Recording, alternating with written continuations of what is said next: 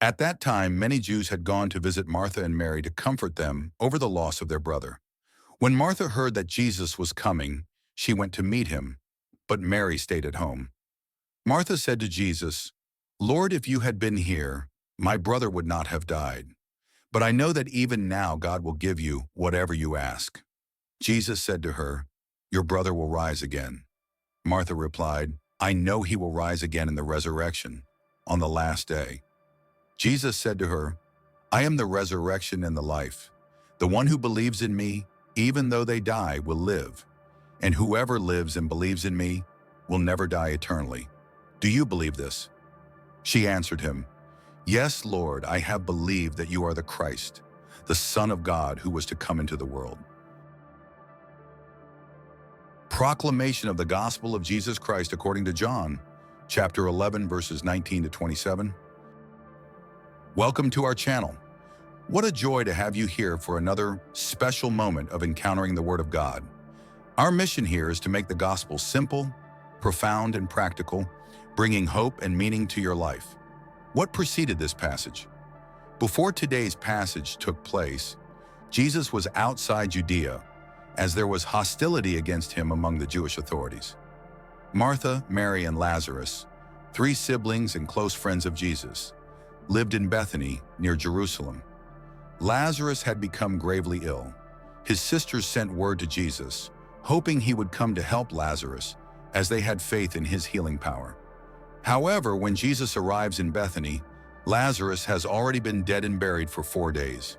Many people from the Jewish community were consoling Martha and Mary over their brother's death, and the city was filled with an atmosphere of mourning and sadness. It is in this moment, with hearts broken by loss and filled with many questions, that the profound conversation between Martha and Jesus takes place. Now let's dive together verse by verse into this transformative encounter. John 11:19. Many Jews had come to visit Martha and Mary to comfort them concerning their brother. Imagine the atmosphere of this scene. Martha and Mary's house is filled with people, an environment marked by silence, tears, and embraces. It was customary at that time for friends and neighbors to gather to comfort grieving families, showing their solidarity and presence in the face of loss. One can feel the weight of sadness and the emptiness that took over the sisters. Losing someone dear leaves a wound that is hard to heal and touches our hearts deeply.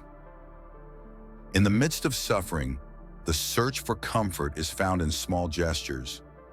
A kind word, simply being together in silence, the affection of someone who understands the pain without trying to explain it. It is in these moments that we realize how much the presence of others can truly sustain those who are suffering.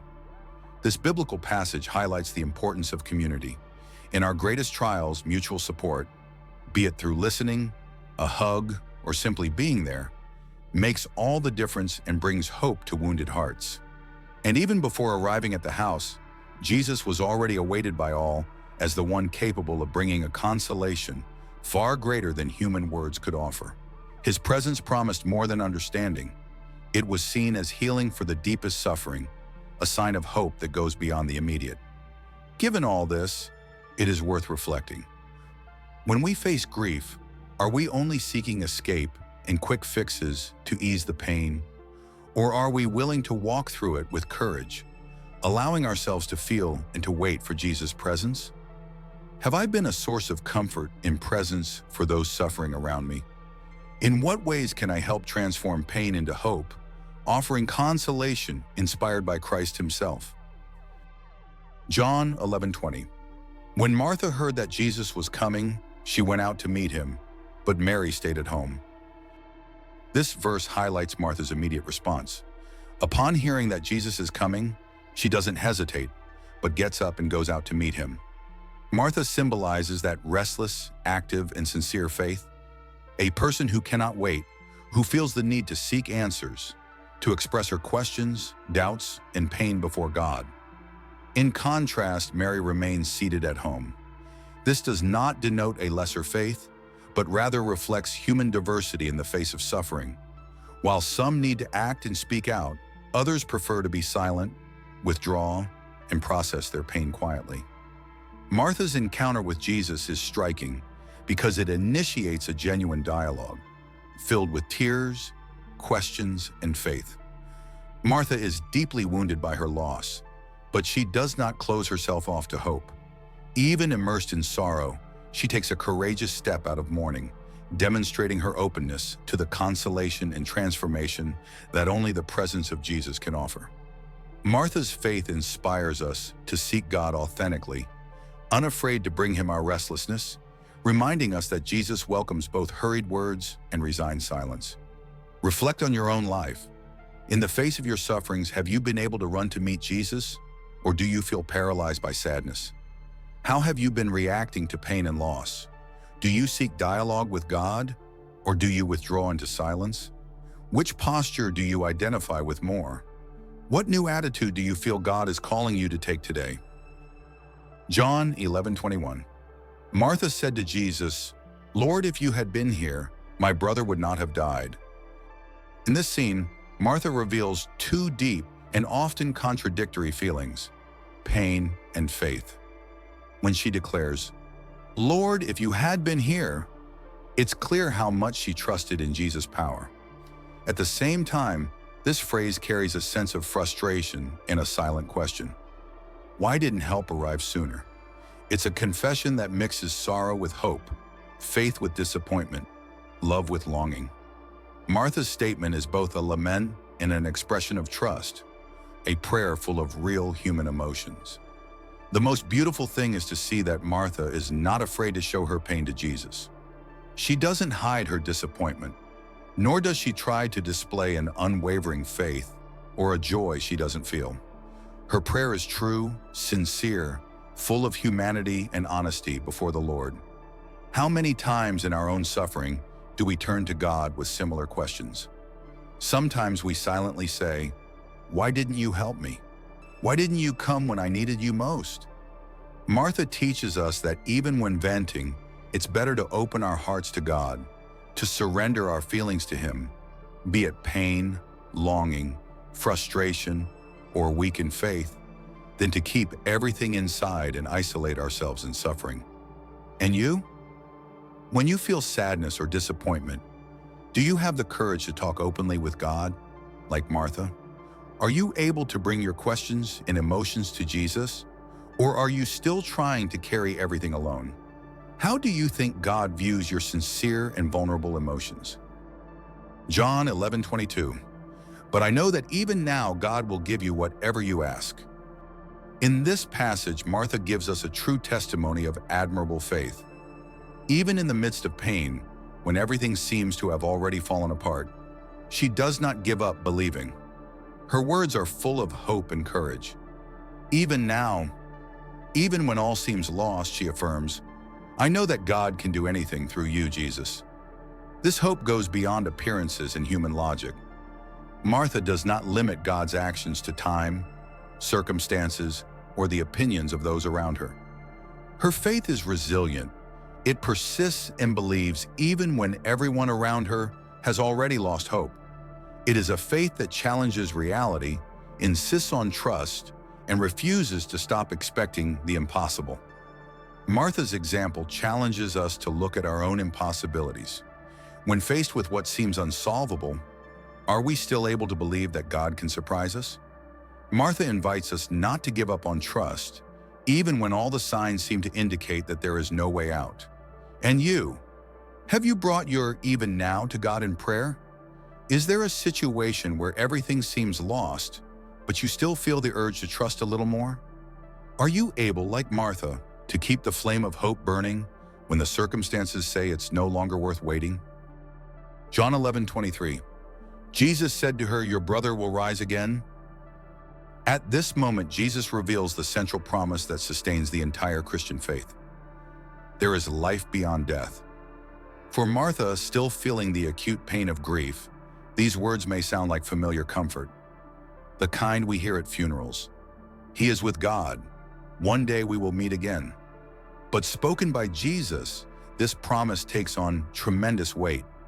It's not merely a word of comfort, but a guarantee of eternity and new life. Jesus does not avoid the most painful subject, death. On the contrary, he faces this reality with tangible hope and divine authority, transforming despair into possibility and sorrow into renewed faith. This verse announces the great miracle that will take place there, but it also points to something even more profoundly revolutionary: the certainty that by faith, death is not the end, but a passage. It is an invitation to see our stories in the light of eternity, nurturing the hope that, in Christ, life always prevails. Looking at our own losses and grief, it is worth asking, do I keep this hope alive in my heart, that life is greater than death? Have I allowed the word of Jesus to comfort, strengthen, and lift my spirit even in the face of the impossible? How does this promise transform the way I face suffering and my future? John 11:24. Martha said, "I know that he will rise again in the resurrection at the last day." In responding to Jesus, Martha shows that she knows the doctrine well, the promise of resurrection at the end of times taught among the Jews. She believes that one day God will raise up the righteous. Martha believes, but her faith at that moment is projected into a distant future, into the last day, and not for the present, for the pain-filled everyday life she is experiencing right then. This dialogue reveals a very common reality. Many times we believe in God's promises, but we see them as something for an indefinite later. It seems they are meant for some far-off moment, not for the concrete challenges of today, for our current pain and losses. Deep down, Martha relies on the certainty of a better future, and that is faith. But perhaps she does not expect anything new for the present, for the now of her anguish. Just like her, how often do we resign ourselves to the hope that one day everything will change, but forget to ask God to transform our lives right now, here and today? Has my faith been limited to memories of the past, or waiting for a future that never arrives? Or am I open to believing in the miracles God can do in my life today? Reflect. Is your faith stuck in the past, distant in the future, or is it open to the surprises and miracles of God in the present? Do you usually seek and wait for God's actions only for later, or do you also present to Him the needs and pains of your present moment? John 11:25. Jesus said to her, "I am the resurrection and the life. The one who believes in me will live, even though they die." Jesus takes Martha's faith to a new level by bringing into the present what she had previously only been able to see in the future. I am the resurrection and the life. He doesn't just say, "I bring life," but declares, "I am the life." In other words, the very power to overcome death is present right there, near those who believe, not limited to tomorrow or to a distant event. This declaration from Jesus changes everything. He reveals that the resurrection is not just a theory or a deferred promise, but is found in a living person, able to renew, restore, and transform any situation, even those that seem to have lost all hope. To believe in Jesus is to trust that nothing, not even death, has the final word over our story. True life is in Him, and those who trust in this presence experience a new way of looking at difficulties and even at the end. Whoever believes in me, though they die, will live.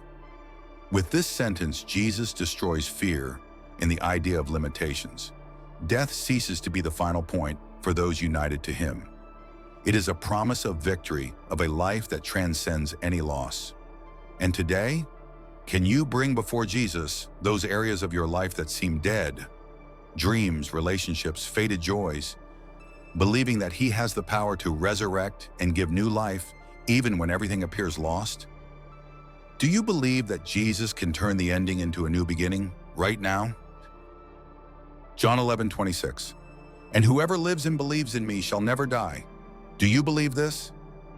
Jesus goes even further in His revelation. Now, He speaks about a life that never ends, about an eternal communion with God reserved for all who place their faith in Him. When He says we'll never die, Jesus is not promising the absence of physical death, but affirms that life with God is so powerful, so genuine, that nothing in the universe can destroy it. It is an existence that transcends all the limits of time and matter. At this point, Jesus is not content with generic answers. He challenges Martha and each one of us to take a truly personal stand. Do you really believe this? He wants more than repeated formulas or beliefs inherited by tradition. It is an invitation to an authentic faith, embraced at the deepest level, to look at Jesus and be able to say, like Martha, "Yes, Lord, I believe." True faith must be a daily decision of trust, a conscious yes to God's call to live in Him and for Him. And today, this question from Jesus echoes for me and for you. Are you able to answer with sincerity and conviction, "I really believe this"? How can this choice transform the way you live, react, and trust in the promises of Jesus, especially when everything around you seems to insist on fear or doubt? John 11:27. She replied, "Yes, Lord, I believe that you are the Christ, the Son of God, who is to come into the world." In this passage, Martha makes one of the most beautiful and profound professions of faith found in the entire gospel. She recognizes Jesus not just as a teacher or prophet, but as the expected Messiah, the true Christ, the Son of God, the one sent to save and transform the whole world. Even in the midst of grief and the confusion brought on by death, Martha proclaims with courage, "Yes, I believe," offering Jesus not just her words, but also her heart, her hope, and her entire future. What is most fascinating is that Martha doesn't just accept doctrines or repeat what she's heard from others. She surrenders, truly trusts, and makes her faith a personal and courageous decision, even without seeing the result, even in the face of mystery and unanswered questions. Martha's response should inspire each of us. In any pain, in any mystery, we are also invited to say, "I believe that Jesus is everything He promises to be, even without seeing, even without understanding." And you, when Jesus asks about your faith, how do you respond? Do you surrender with trust, even when you don't have all the answers? Are you able to say, with Martha, "Yes, I believe," trusting in Jesus above your doubts and suffering? What a wonderful passage. Today's gospel places us at the heart of the experience of pain, loss, and hope. Martha teaches us to run to Jesus in any circumstance, to open our hearts, to have sincere dialogue, and to allow faith to grow even in the most difficult moments. Jesus, in turn, reveals that the resurrection is not just doctrine, but a living person, present and active in our story right now. May we live, believe, and proclaim with the same courage as Martha. I believe, Lord. Subscribe to the channel, share this video, and join us on this journey of faith, consolation, and renewed hope with every encounter with the Word. See you in the next video.